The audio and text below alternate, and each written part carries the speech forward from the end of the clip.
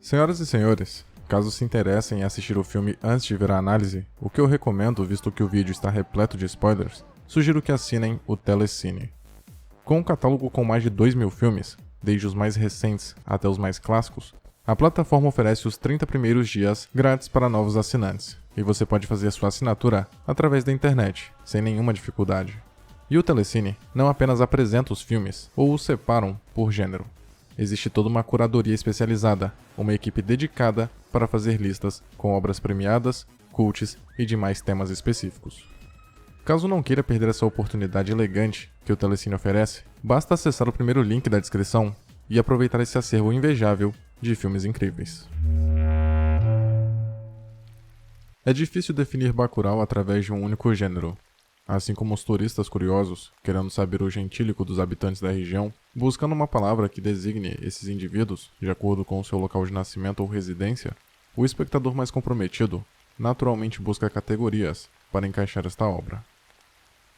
A resposta imediata do garoto, mediante a clara pergunta, ainda que seja explicada pela inocência do jovem, contempla o paradoxo referente àquele povo. O que o menino quer dizer com quem nasce em Bacurau é gente, é que além daquelas pessoas existirem e merecerem tanta dignidade quanto qualquer um, é fácil defini-los. Porém, ao mesmo tempo, não existe palavra que consiga resumir a essência daquela comunidade esquecida e apagada do mapa. Bacurau é um filme que pode ser encaixado em diversos gêneros, apesar de predominar o estilo western. Essa mistura de ficção científica com o Velho Oeste e até mesmo terror atribui um charme à narrativa e, mais do que isso, um senso de imprevisibilidade. Isto é, o público é constantemente surpreendido, porque não sabe o que deve esperar. No início do filme, recebemos a informação de que a história se passa em um futuro próximo, mas sem a certeza de quantos anos à frente exatamente. Em seguida, acompanhamos Teresa e Erivaldo dirigindo um caminhão-pipa até a cidade de Bacurau.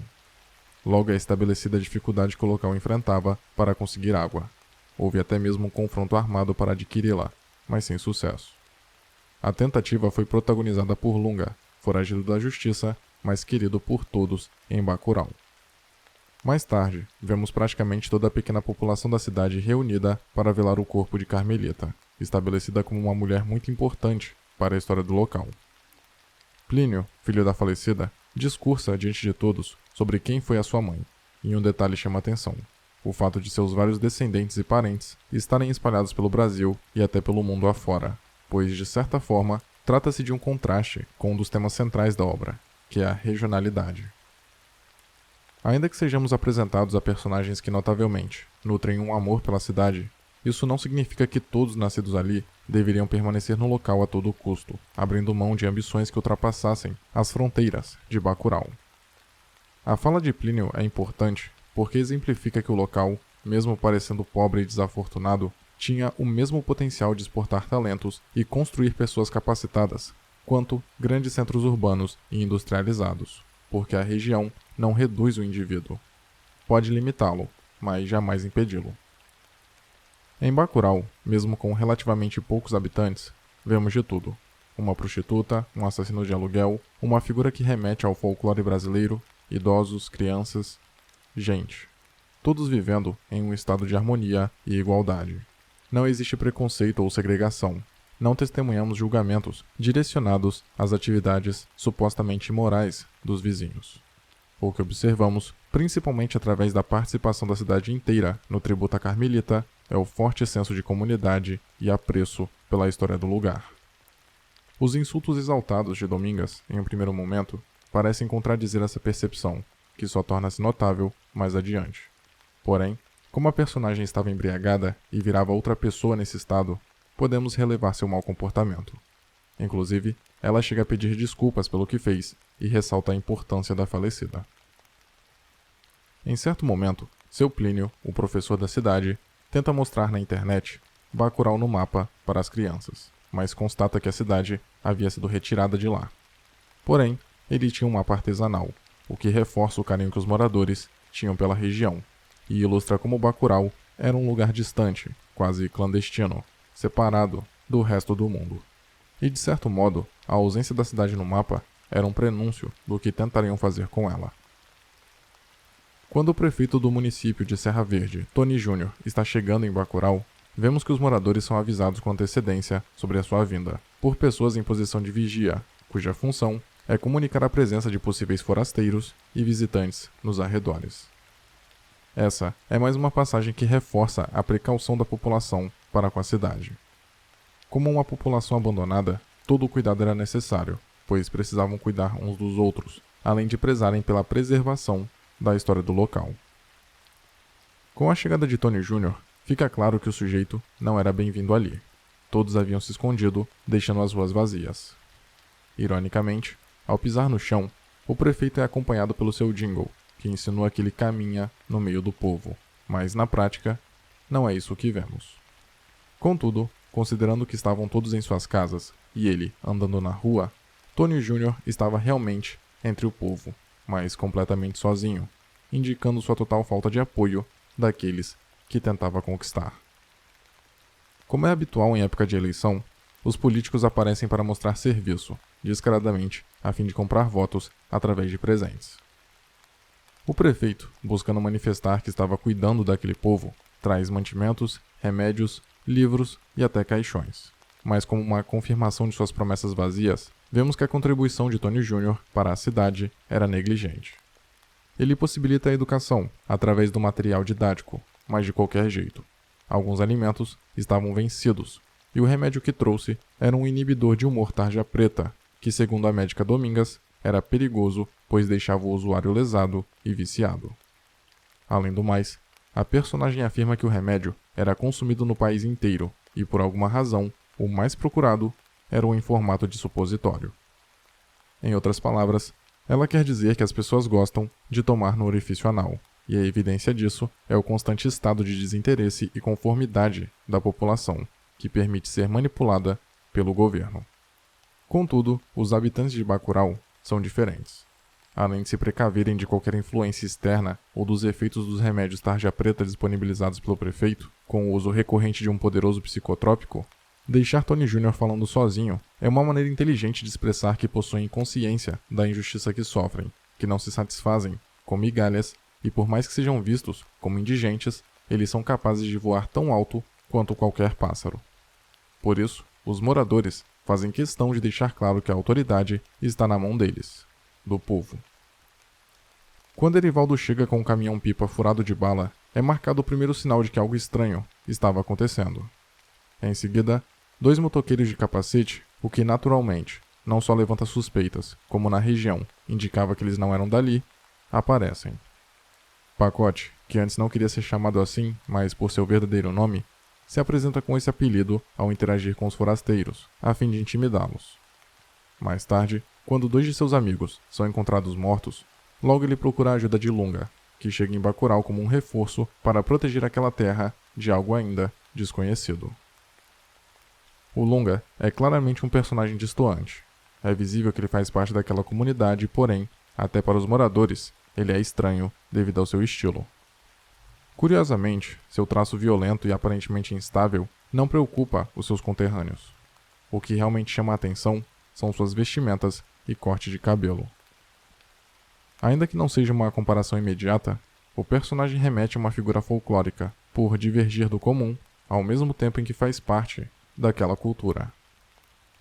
Lunga, a princípio, poderia ser visto como um personagem que perpetua o estereótipo do brasileiro como um sujeito selvagem, violento e subversivo. Mas não é. Ele é um lembrete de que devemos nos orgulhar de onde viemos e defender nossas origens, ao invés de temer ou vangloriar o que vem de fora, como faz o casal sulista, que tenta se equiparar aos gringos. Mesmo sendo relativamente semelhantes, os americanos fazem questão de deixar claro que aqueles brasileiros não eram brancos, porque essa é uma designação apropriada para somente os superiores, os de primeiro mundo, para aqueles que colonizam, e assim como o gringo, furtando um artefato do Museu de Bacurau, roubam as riquezas de um povo e tentam apagar sua história por considerá-lo inofensivo ou desnecessário. Contudo, para o azar dos invasores, aquelas pessoas não eram ignorantes, tampouco indefesos. A interferência do externo é uma constante no filme. O primeiro exemplo é percebido com a presença dos motoqueiros, pois até mesmo o visual colorido deles é um invasor naquele cenário de tons caramelos, típico do Nordeste. Aliás, vale ressaltar que enquanto para eles, aquelas vestimentas espalhafatosas eram apropriadas, para os moradores locais, elas eram motivo de piada por fazê-los parecerem palhaços. Ainda temos o prefeito, que não era bem-vindo por ninguém na cidade, e a equipe americana contratada por Tony Jr. para apagar Bacurau do mapa. Porém, o mais interessante é o drone usado pelos forasteiros em forma de disco voador. Pela trama se passar no futuro, em um primeiro momento, pode-se imaginar que os drones estão tão avançados que eles já são vendidos sob diversos formatos ou passíveis de serem facilmente customizados. E narrativamente, o visual peculiar do objeto tem uma função bem definida: mostrar que para o povo de Bacurau, aqueles indivíduos eram como extraterrestres. Em contrapartida, sob a perspectiva dos gringos, os brasileiros são extremamente ignorantes, ao ponto de não conseguirem identificar tecnologia. Os americanos possivelmente imaginavam que, ao notar o objeto voador não identificado, o senhor iria ficar assustado e espalhar para os vizinhos que estavam sendo atacados por literalmente alienígenas. Talvez, se não tivessem subestimado o brasileiro e visitado o museu local, como os dois motoqueiros foram convidados a conhecer, estariam cientes do perigo que estavam correndo. A própria placa de aparentemente boas-vindas de Bacurau parece amigável, porém, os dizeres "se for, vá na paz" não são um símbolo da hospitalidade do local, mas um aviso em tom de ameaça. Acima de tudo, Bacurau é sobre a resistência de um povo, a tentativa de manter viva não só as pessoas, mas uma cidade, uma história. Só o fato de haver um museu em uma cidade tão pequena já revela o valor que esses habitantes davam para o seu passado. Outra cena que ilustra com eficiência esse sentimento é quando, após a matança, que deixou marcas na parede, é exigido que apenas o chão seja limpo. Pois mesmo que seja uma lembrança forte de um momento trágico, manter o sangue é registrar os fatos, as cicatrizes da luta do povo. Chegando ao final, uma característica até então tímida do filme torna-se cada vez mais explícita: a violência. Por parte dos habitantes de Bacurau, Lunga é o que carrega mais agressividade consigo. Ele corta a cabeça dos invasores e as expõe para toda uma população que não fica chocada com isso. Porém, seu comportamento foi uma reação à ameaça a que foram expostos.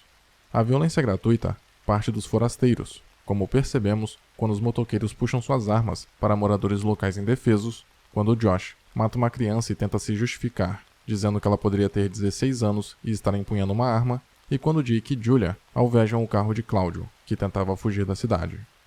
Os americanos vibram tanto com seu feito, como se estivessem em êxtase por suprirem uma necessidade, que decidem transar ali mesmo, como selvagens alimentados pela adrenalina do momento e consumidos pelo prazer sanguinário. O próprio líder deles, ainda que pareça abruptamente inexplicável, começa a matar os membros de sua equipe, como se não conseguisse esperar algum nativo aparecer para se saciar. No final do filme, o professor Plínio diz a Tony Jr. que eles estavam sob o efeito de um poderoso psicotrópico e que ele iria morrer. No entanto, esta não é apenas uma referência à semente que eles consumiam com certa frequência, mas a comprovação de que toda a cidade agia na mesma sintonia, indicando a união da comunidade, a garra do povo e o amor àquela terra. Cabe ressaltar que a semente era ingerida em momentos de dificuldade ou perigo, como quando Teresa chega à cidade para o enterro de Carmelita e, no fim, quando todos precisavam de coragem para conseguir enfrentar a ameaça. É provável que Michael tenha se espetado na mesma planta que deriva a semente, o que ajudaria a explicar ele ter matado os próprios companheiros e visto a Dona Carmelita. O povo que não conhece sua história está condenado a repeti-la, mas aquele que a conhece entende a importância que é preservar museus e escolas. Passa a valorizar as próprias raízes e descendências. Busca conservar as memórias do passado e não deixa de lutar pelo que lhe pertence. Resistir é preciso, e tentar desumanizar aqueles que têm consciência de que são gente, não gentinha, é burrice.